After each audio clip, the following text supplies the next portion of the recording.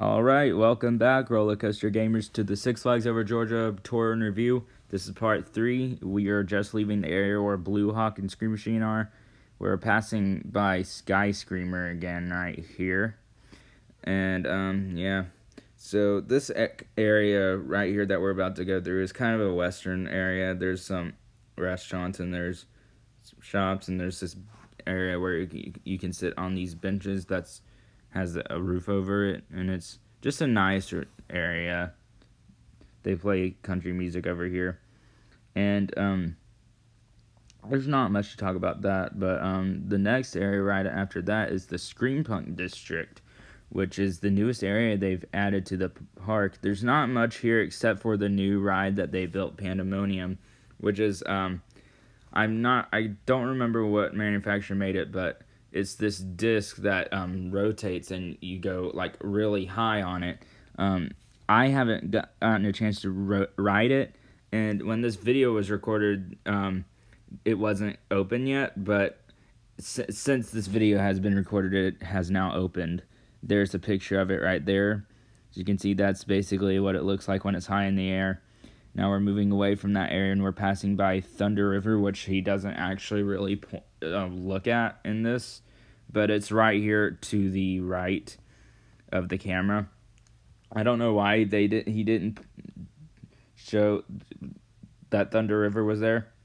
I don't know, but in a minute it's gonna show a video of me on it with the Coaster Kids. Back in 2019, they had a Worldwide Coaster Kids Day where a bunch of the Coaster Kids were at these amusement parks, and one of them came to Over Georgia, and I wore my Coaster Kids shirt. I came with my dad, and it was really cool. There's like just a nice like southern country area, I guess. Southern country, that makes sense. So here's the video of me. If you look closely, you can see that I'm on there. I'm right next to my dad, who's wearing the Red Hot Chili Peppers shirt. Yep. It's like a fun river ride.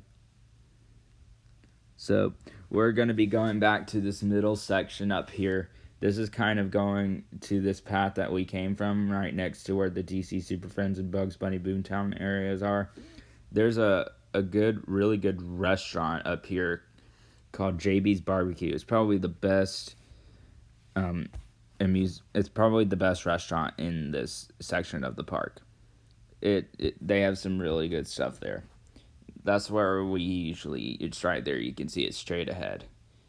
And a very special ride in this section of the park is called Monster Mansion. It's a dark ride, an old dark ride. It used to be called Monster Plantation. Obviously, for really obvious reasons, they changed that name to Monster Mansion. And I don't think any other Six Flags park has a dark ride quite like this. It's a boat ride, and there's a mansion filled with monsters. It's literally what it says, and it's really goofy, but also like a classic. If you come to Six Flags Over Georgia, this is a requirement. People from this park will show pitchforks and knives and torches to you if you don't ride it. Just kidding. They're not quite like that. But we're going away from that section. We're about to enter the USA section of the park, where we have two of the most popular and also two of the rides that get the longest lines. One more than the other, but we're approaching the flagship ride of the park, probably. It's my second favorite. It's a toss-up between this and Twisted Cyclone, but this is Goliath, the B&M Hypercoaster. This was the last of the 4 B&Ms to open at Six Flags Over Georgia in 2006. It is a B&M Hypercoaster, which means it's 200 feet tall. Most hypercoasters by B&M go over 200 feet, but this one is at exactly 200. And there's the entrance for it, and it's a lot of fun. It's a nice long ride, has plenty of float airtime. The only two B&M hypercoasters I've ridden are this Goliath and then Intimidator at Carowinds. I like both, but I'd say I like Goliath a little bit more because I think because Intimidator has good float airtime, and I like the trains and stuff. And I also like Intimidator's color scheme a lot more. But despite it being taller and better in stats, I think Goliath has better airtime, and also Goliath doesn't have a mid-course breaker. On here you're seeing some off-ride footage of it, where we're going to show an on-ride POV in a second. But it goes all like outside the park and everything.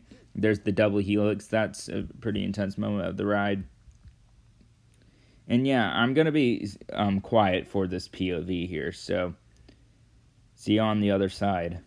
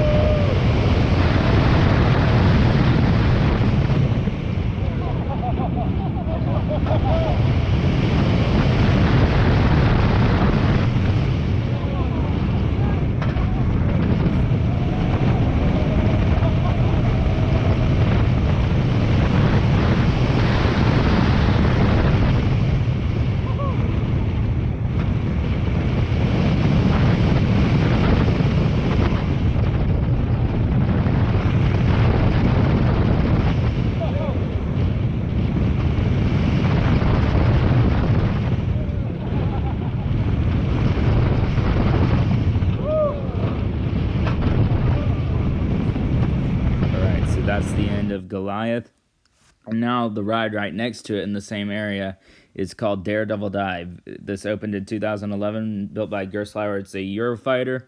It has a vertical lift hill beyond vertical drop. It's a nice compact ride. It's not too intense, but it's really smooth. Probably the smoothest ride in the park. And it's really short. And it's a short ride, and the main negative about this is the capacity sucks. 6 riders per train, and it by far has the longest wait time in the park. Even if the line isn't that long in length, you'll be waiting for like an hour or two, like at best.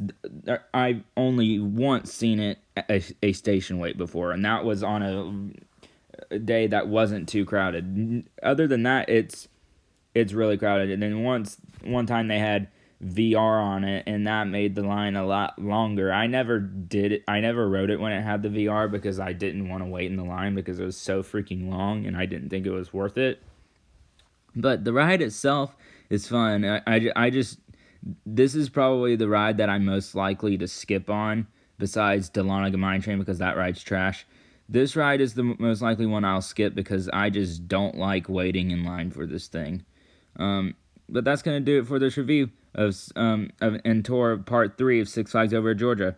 See you next time, Roller Coaster Gamers. Bye.